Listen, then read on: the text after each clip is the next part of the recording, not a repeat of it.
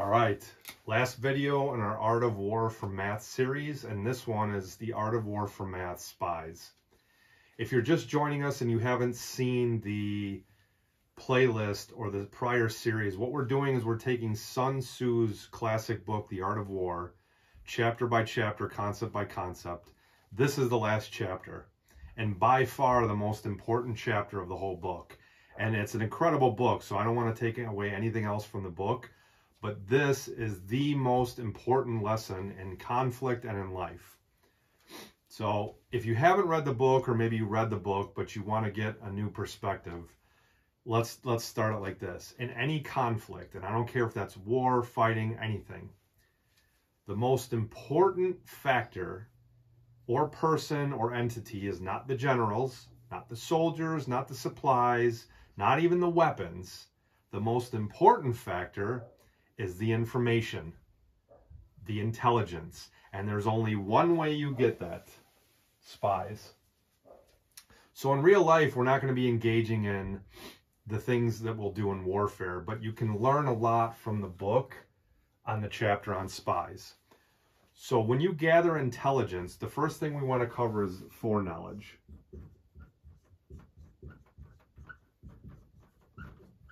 Very important. We can't time travel, but if we could, if you've ever seen Back to the Future, when Marty McFly, part 2, when Marty McFly gets the sports almanac, the first idea he gets is, what if I took the DeLorean, went back in time and bet on all the winning games? And later in the movie, Biff, who's the bad guy, gets a hold of the almanac. He hears this conversation. He goes back into the DeLorean, gives the almanac to his younger version of himself, and then his younger version goes on to become filthy rich. It's not that he was a good bettor. It's not that he had sports smarts. He had foreknowledge. And foreknowledge is the most vital piece of anything, and anything we're going to do. Sports, war, wisdom, networking, anything. If you have this, you have a gigantic advantage. And so in this video, I want to cover a couple examples. This channel is strictly for math, but I'm going to give other examples because math students will go on to network, they'll go on to get jobs, they'll go on to build relationships. So first example we're going to use for math. There is a guy that I went to school with. Wasn't the brightest bulb in the box, but consistently got A's. And it blew my mind how a guy who's not this smart and really anything got A's. And I confirmed he's not cheating. But what did he have? Foreknowledge.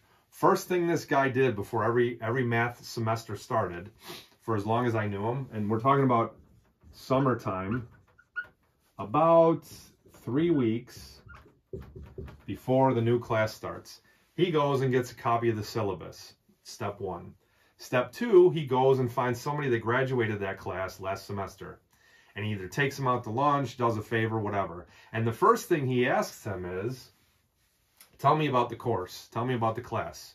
What did you struggle with? Were there any tricks or anything I needed to know? And in that 1 or 2 conversations he had with that person, combined with a study of the syllabus for 3 weeks, and he wasn't studying hard, but he's glancing over it. He's looking at, okay, here's the concepts that most likely are going to be covered on the exams, since the exams weigh way higher than the homework. And so the conversation with the person in the class before, and the syllabus, and poking around with people that have been in the class, got him way in front of the herd. How? He has a pretty good idea what the tests cover. And sure, teachers can change the questions on tests, but if he knows the general material and knows the lecture notes, or gets a hold of the lecture notes in advance, chances are the class is going to be about the same. Algebra class last semester is probably going to be pretty close to what it is this semester. So now he has intelligence. Having intelligence, even 3 weeks in advance, he can let that stuff turn over in his brain. He could start studying the concepts early before any of his class can. So when the class starts, he's already 3 weeks ahead of the game. Plus, he's already talked to somebody in the class. And so this was his secret. He wasn't that smart. He wasn't a calculating cognitive genius, but he knew the value of intelligence. Get me what I need in advance. I have more time to look over it. And not just that, I know what to ignore. If we know the syllabus and the general layout of the quizzes and tests and the teaching style, I know what to pay attention to and I know what to ignore. So that's our first lesson.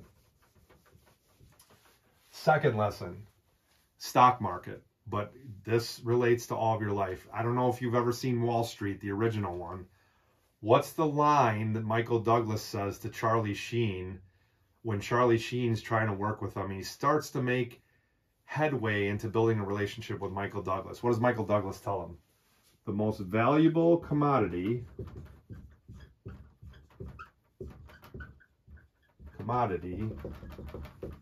what is it? What is the most valued commodity Michael Douglas knows of? Information.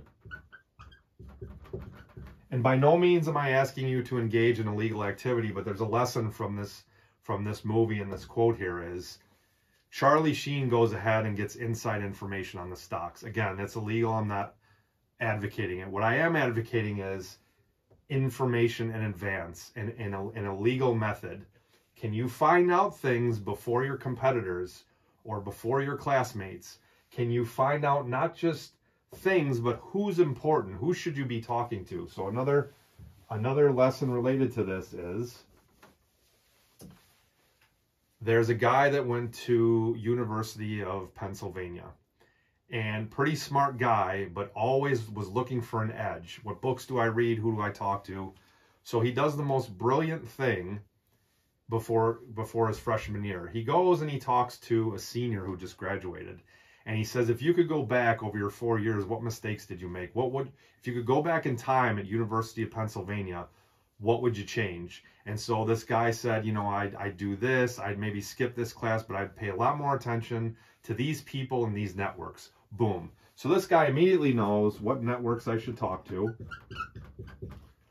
people to talk to, classes to take, and avoid. There's deep wisdom in not just what to take on, but what to drop. And if you've seen my videos before, you know how powerful it is addition by subtraction or inversion. What bad behaviors would I engage in to hurt myself? Figure those out either by yourself or from the network and stop doing them. If you avoid stupidity, you will go so far in life. So that's another example of foreknowledge. So the Art of War talks about 5 types of spies, and we're going to cover a few of them here. The first is local spies.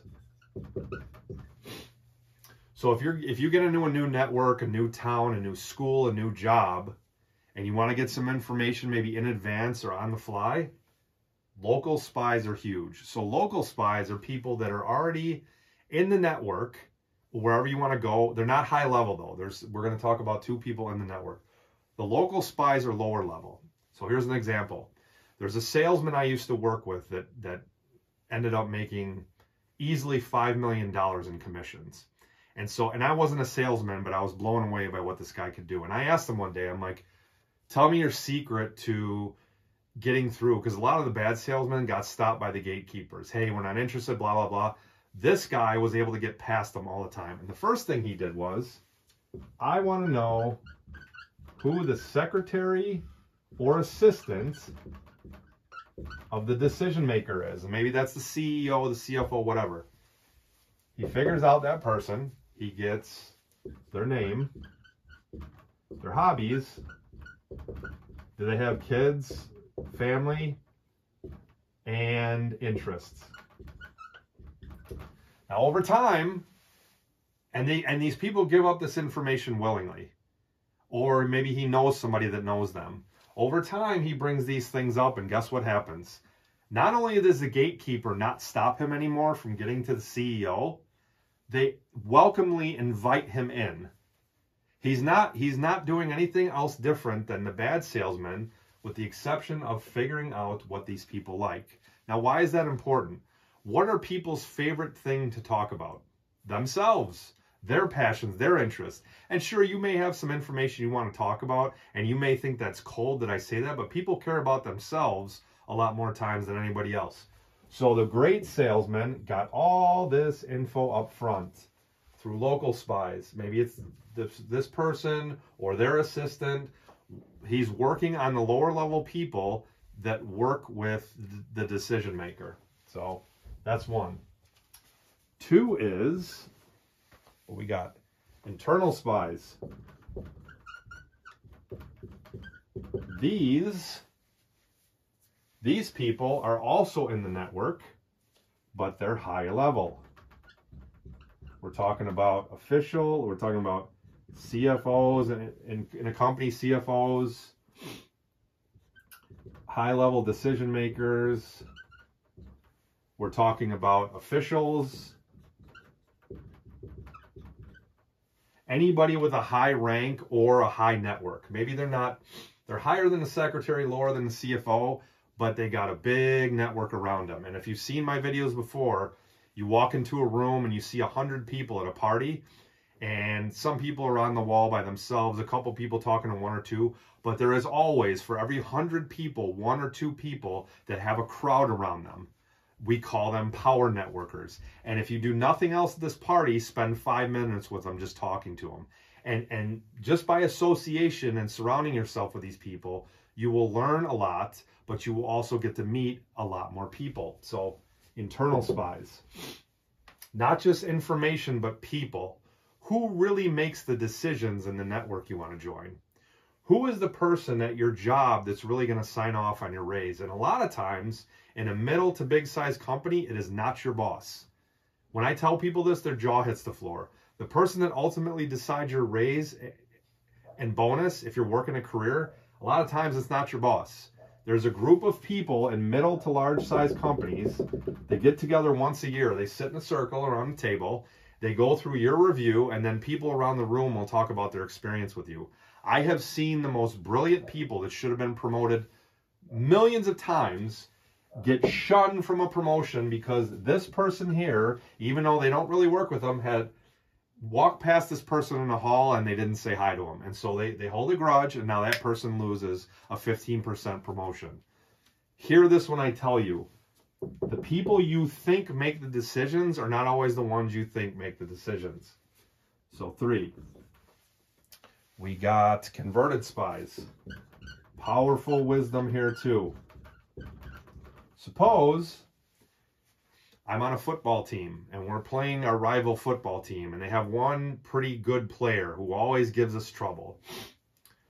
We can try to put a lot of guys on him to stop him or limit his ability. Or if we have some wise thinkers on our club, we could say, wouldn't it be nice if we could somehow recruit him over to our team? And this is called the 1 + 1 = 2 theory. And we're not talking about math, even though it's the math video. If I am in a battle and I'm able to neutralize one of my enemies, they lose 1, right? That's a -1. If I add somebody good to my team that wasn't on that team, that's a +1. But here's the bonus. Going back to my football example, if I go recruit their best player or one of their really good players that gives us a hard time over to our team, a double whammy happens. The bad guys lose 1 and I get +1. What's the difference? 1 minus -1 = 2. We have doubled our utility with 1 move. If I take from the enemy and add to my side, I double my strength, sometimes even more. If that's a powerful football player or in war, a soldier, we double, triple, quadruple our force with 1 move. So converted spies is there somebody on the opposite side, somebody that's giving you trouble in sales, and maybe you're trying to get recruited into a fraternity, a sorority, or a new group, and somebody's just giving you problems. And Ben Franklin had this too when he was younger in Congress. There was one guy that was always opposed to him. So what did he do? He asked the guy to borrow a book one day. And the guy was totally shocked because they were enemies. So the guy's like, yeah, here's the book. Ben Franklin took it home, didn't even read the book, just let it sit for a couple weeks. And then he returned it to the guy and said, thank you, and left it at that. And guess what? Within a few days, that guy was coming over to Ben Franklin to have some tea, hang out, and they were no longer enemies. -1 and +1, the difference is 2. So can you get somebody from the opposing side, the enemy, to not only not be your enemy, but be your friend? If you can do both of those in one move, you've got a 2 times utility. So I'm going to skip the 4th because that really only counts in war. Here's number 5. 4 is called Doom Spies, by the way, if you're interested in the book. Doom Spies is somebody you kind of let get caught on purpose, and then while they're getting caught, you're over here doing stuff. But that doesn't apply to math class and networking, so we'll leave that alone. 5, and this, by the way, is, I saved the best for last, or I'm sorry, not converted spies. I did that wrong. We already talked about that. Let's fix that. Surviving spies. You want to know who this is? James Bond. Or Vin Diesel in XXX. Or any other spy. Jason Bourne's another one. Jason Bourne. In the book, in The Art of War, by the way, which we're talking about, this person is the most important person in the army. Not the general, not the soldiers, not the weapons, not any of it. This person, and these are all important for spies. As a group, they're the most important. But out of the group, this one is the cream of the crop. The James Bond, the Jason Bourne, all of them. Pick your favorite spy, I don't care. The reason why it's surviving is because their job is to go to the enemy and get intel, get friends, get whatever they need, and bring it back to their side, to the good guys, whoever they're working for. Surviving means we don't just send that person to their doom. We want them back because they can get more information, provide more intel. And when you read The Art of War, Sun Tzu gives incredible praise on these ones more than anybody. In the whole book, out of all the people he praises, generals have to be wise and all that. But this person, he showers extreme praise on. This person has to have the brains. They have to have the moves. They have to have the charm. They have to have the wisdom to see everything in front of them. The battlefield, the network, the play at hand. They got to be 5 moves ahead. So if you can, figure out what the best spies do and start adapting these behaviors. What are great spies able to do? Blend in. Blend into whatever environment they're in. Get info. Who do I need to talk to? Who's the bad guys over here? What am I trying to learn? Remember the example I gave you before about the guy that would go and find out who was in the class before and get a copy of the syllabus? He did all that in a charming manner. There's other people that have tried to do it and they got turned down. Why did the guy at the beginning of the video do it so well? Charm. He found out what they wanted. He showered praise on them. He gave them a compliment. Maybe he said, I look at you like a mentor. But in the end, he got what he wanted. He got the syllabus, he got the wisdom, he got everything he needed, and he returned to class armed with knowledge that most people would kill for. So the surviving spy is incredibly valuable. And even if you're not going to have all their traits, you want to start thinking about some of their traits. So blend in, get info. The 80-20 rule. So I've talked about this. The best surviving spies or information gatherers know the 80-20 rule. So we are bombarded, and at the time of this recording, it's January 2023. So if you're watching this down the road, I want to let you know the date, but every day we get more information dropped on us like a bucket of water. Advertisements thrown at us, more books, more podcasts, more everything. The best surviving spies, the wise people, the people that get ahead in life, embrace the 80-20 rule. So they can cut through a book, a 200-page book, and they can tell you instantly, here are the 2 or 3 points that either summarize the whole book or summarize the most vital parts. And so this is a huge skill to develop, the 80-20 rule. And if you've never heard of it, by the way, it's 20% of the inputs or causes are responsible for 80% of the effects. So here's an example. In U.S. healthcare, so if you're watching outside the U.S., I want to make sure you understand. U.S. healthcare, 20% of the patients or causes are responsible for 80% of the costs. And the originator of this rule is a guy named Vilfredo Pareto, Italian economist, brilliant guy. And here's what he noticed. He started taking data in the 1500s, and you know what he found?